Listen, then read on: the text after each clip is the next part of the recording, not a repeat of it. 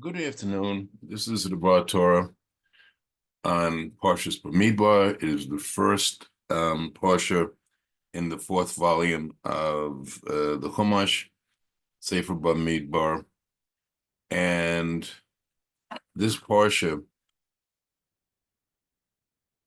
in fact, this actually the whole Sefer Bamidbar extends from the time the Jews have just finished, Bnei Israel have just finished a year in Mitzrayim and at Har Sinai learning the Torah, and culminating with the which was covered in most of Sefer Shmos and Parshas and Sefer Vayikra. We're now entering a new era according to the original plan. The people were going to travel and we're going to go into Eretz Israel in that year. If it hadn't been for the incident of the Meraglim spies, which I'll get into in more detail, Parsha Shlach. In any event, this Parsha encompasses the next 39 years of our history till we get to Sefer Devarim, whereas the last 30 days of Moshe's life, and he's speaking for those 30 days to Bnei Israel. Now, this Parsha begins with taking a census. Now, the question is, there was a census 6 months earlier. However, this one was taken again because at this time, it was in preparation for a trip to through the desert, and was ultimately going to be involved with the designation of the inheritance of the land, which I'll be speaking about in future parshas. In any event, after the census taken of all the tribes except the Levium were going to hold a special place. What was that special place? That special place is they were going to be the ones who were going to be, first of all, in this position of camp, protect the Mishkan, the sanctuary, to make sure that no non-Israelim, non-Levium and Kohanim entered it, to save them from death if they had. And their job was to set up when the Mishkan was going to be broken down and people were going to travel. Their job was to disassemble it and then reassemble it. The Kohanim did the actual disassembling, but after the holy places parts were wrapped up, the Levium carried them. And the tribes, including Levium, were then divided into 4 camps. And those camps on a deeper level, those 4 camps that surrounded the Mishkan in a square, represent different archangels and represent, and this was just like Hashem has hosts of angels surrounding him. In Shemayim, he had hosts of angels, where the people were acting in the place of the angels, surrounding him in Mishkan, which is his sanctuary on earth. Now, the Parsha then goes on after the people have been taken. Now, the census of the tribes that were not Levium was done for the purpose of, from age 20 to 60, to determine the military age men, because people served in the army from age 20 to 60. And that census was a little over 600,000 people, men. The second census of the Levium was to divide their families so that they could properly take turns serving the Mishkan. Now, they did service, that's one thing. And In fact, the last half of the part of the parsha is going to be dealing with the different Levium, families of Leviums, their duties.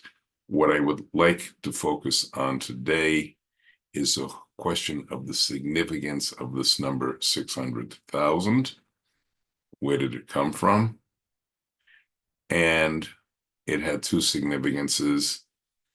It's original, and one of them pertains to before the Exodus from Egypt, which I'll be speaking about because it's in Pakistan and Libya.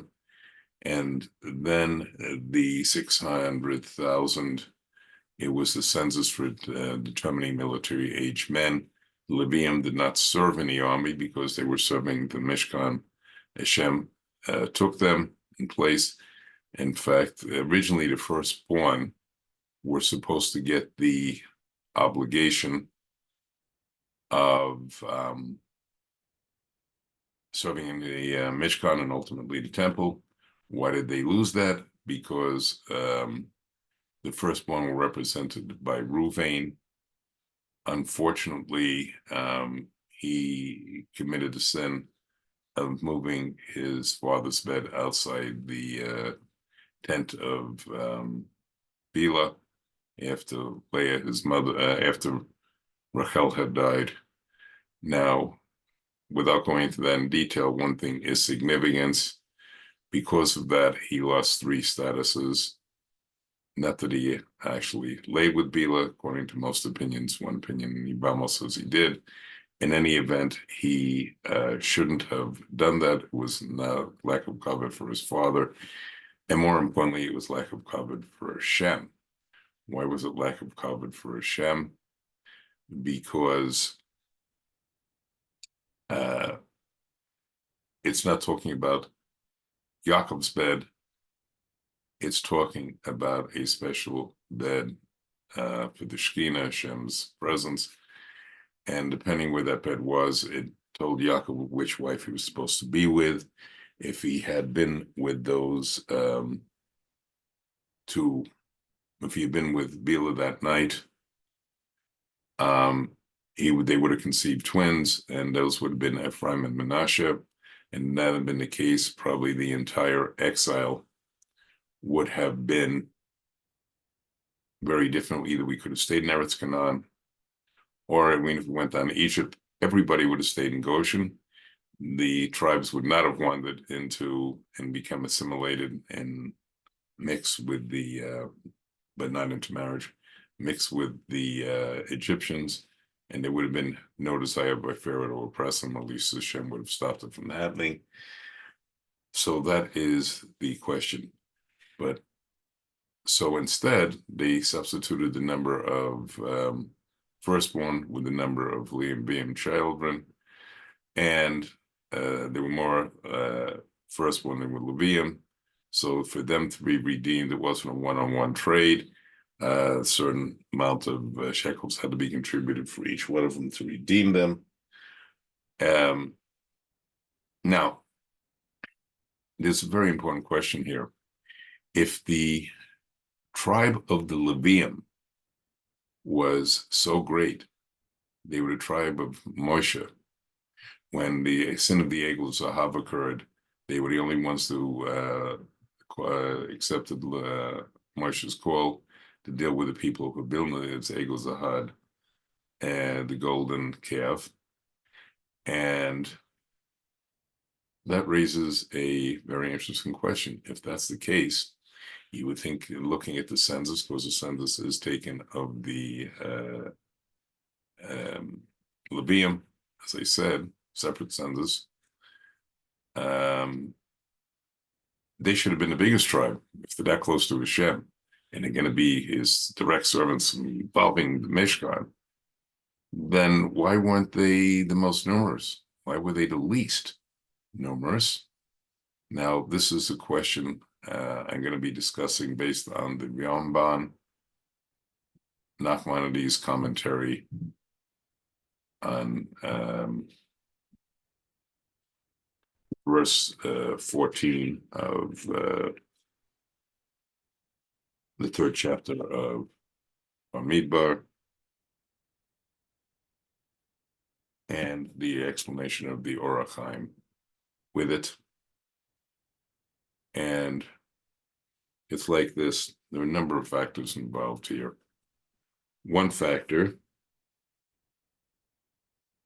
that was involved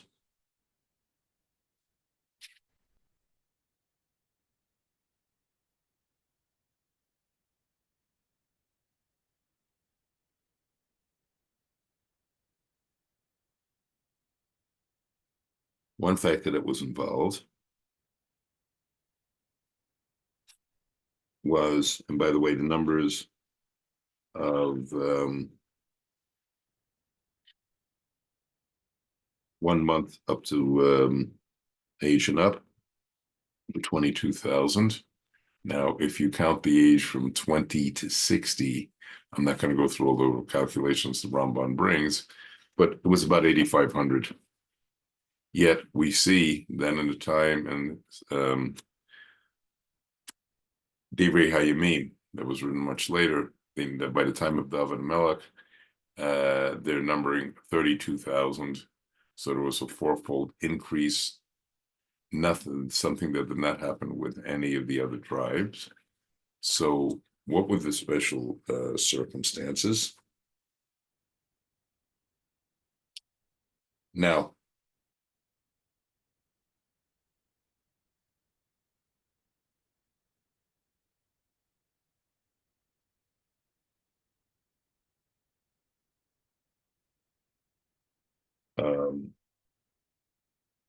one factor is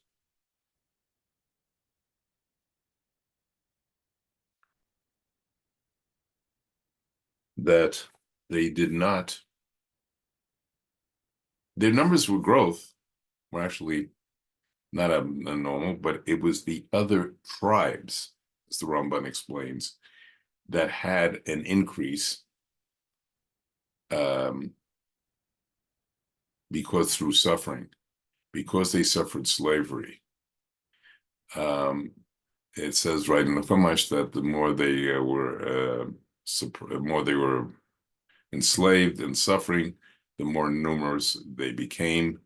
This did not happen with the Levium, because the Levium that stayed learning Torah in Goshen had never assimilated, and therefore the Egyptians felt no need to enslave them. Now, looking at that, so if that's the case,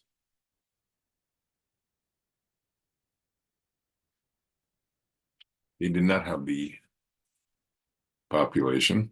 They did not have that suffering factor. That's one explanation is given. The second explanation is that Yaakov had cursed Levi. He cursed his anger on his deathbed in chapter 49 of Bereshit. When he was giving the brachas, he condemned their anger, and therefore they put a gezerah curse, which only disappeared later on. However, the difficulty that there is a midrash that says there were there were 600,000 Jews by the time Yaakov died. Now that could be, if it's taken literally, that's problematic. However, as the Ramban and Orach Chaim give a couple of explanations, one is that Yaakov foresaw that eventually there'd be 600,000 Jews. I'm going to explain the significance of that now. Why 600,000? Because the 600,000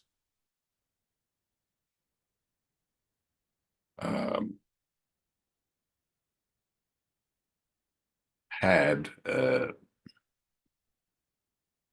600,000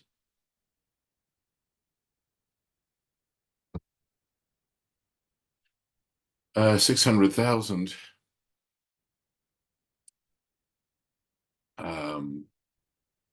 were going to be born. Now, what's the significance of number 600,000? To explain that, I have to go back a little backwards and explain that the 600,000 had a special significance. what was that significance is that at the time of Adam and Chava, Adam and Eve, they had a 600,000 part soul, neshama, and there was one, each one of those parts consisted of a male and female section. Today, there's more than 600,000. So men and 600,000 men and 600,000 women. Explained that these different halakene pieces of this neshama split and subdivide. And when those eventually became the neshama from which all Jewish neshamas were based, and having done that, only at the time of there being 600,000 men, 600,000 neshamas could be liberated from Egypt. Therefore, Pharaoh foresaw that if he drowned all the firstborn boys, not only would be possibly killing the usurper who was going to overthrow his power, as the astrologers told him, but they simply wouldn't be able to get out of Egypt. Now, that's one explanation that's given. The other explanation that's given is that what did Yaakov do? And this goes back to Adam and Rishon. When Adam and Rishon and Chava committed the hate with the fruit, a lot of neshamas fell into the influence of the klipot, the impure forces, and Yaakov lived long enough to release the sparks of kedusha that were eventually going to become all of these neshamas of Bnei Yisrael. And therefore,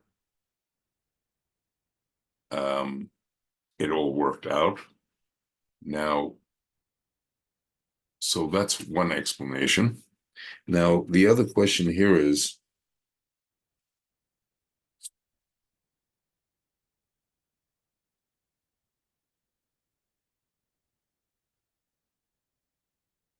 another gives is that the Egyptians oppressed the rest of the tribes, and because of their suffering, they not only had abundance, but they had lost a lot of their dignity from all of the suffering, and therefore they were willing to have children, even though they knew that some of them might get thrown in the Nile. Even after that, they were willing to have children. Therefore, they had this miraculous increase. The Levium were not willing to do so because they did not want to have this suffering. And even though, and therefore, they all divorced their wives. Now, if that's the case, the Levium stopped having so many children. Stopped having children. And meanwhile, Bnei Yisrael kept getting an increased abundance. However, if one looks at that, according to one opinion, that was only for a short time. And then Amram, it says a man from Levium married a woman. That was Amram and Yocheved, who were Moshe's father and mother. And if that's the case, we still have a problem, because if he remarried, then everybody else remarried in the Levi tribe. But even with that, there was a period of time which there was a decrease. The other explanation that's given, however, what the numbers should have declined substantially. However, Hashem made a miracle and still kept up the population so that there was only a small decline. The other explanation that's given is that the only one of the Levium that remarried was, and it's based on the Zohar that the Or Chaim brings, was because that Miriam had received a nevuah prophecy from Hashem that Yocheved and Amram was supposed to produce a very special child. Her conception was miraculous because at this time She was, Yocheved was 130 years old. Now, why more excitement isn't made of that is once it was established that Hashem could do that with Sarah, subsequent events weren't as exciting with that. They didn't get the same significance or coverage. And there were also other factors with Sarah. Plus, that's one way of looking at it. Now, how do we know the prophecy? It's alluded to in Midrashim, and it says that Miriam went to see what would happen with Moshe, and this child Moshe. That's when she put him in the cradle with the reeds and sent it downriver. Moshe was found by his wife, Pharaoh's daughter, and that was based all on this prophecy that Miriam had. Also, the number 600,000 significant because Moshe Rabbeinu, who was special child from the beginning, he lit up the place where he was born. He contained within him was the root of all 600,000 neshamas. Now, but what about all the baby boys that were drowned? What happened to them? And also, because they were slaves, the rest of the tribes, the women had children under bridges, all kinds of places in the field, which they wouldn't. Which the Levium, not suffering like that, weren't prepared to do. That's why most of them, by the way, divorced their wives, according to either opinion of whether it was long duration or short duration that happened. In any event, what happened to all those children that were thrown in? So what happened to them? Because it would have been a terrible blow. Should have delayed the exodus of Egypt for many, many years. As he explained this in Midrash brought by Rav Yaakov Abu Kutsera in his Agada, that Pharaoh thought he had killed them, and Levium thought they had killed them. That's why they abstained from having children. But actually, no, one child drowned. God transported them to the desert, where they were raised by angels. From all this, we should take and I'm going to be describing the whole theme of Shavuos and then the Bar Torah early next week. One thing we should take from all of this is that the children, even when having children is one stunning show. So even when things look hopeless for the people, our nation, Hashem has miraculous ways of working. And may we embrace that idea as we're heading to Matan Torah in a few days.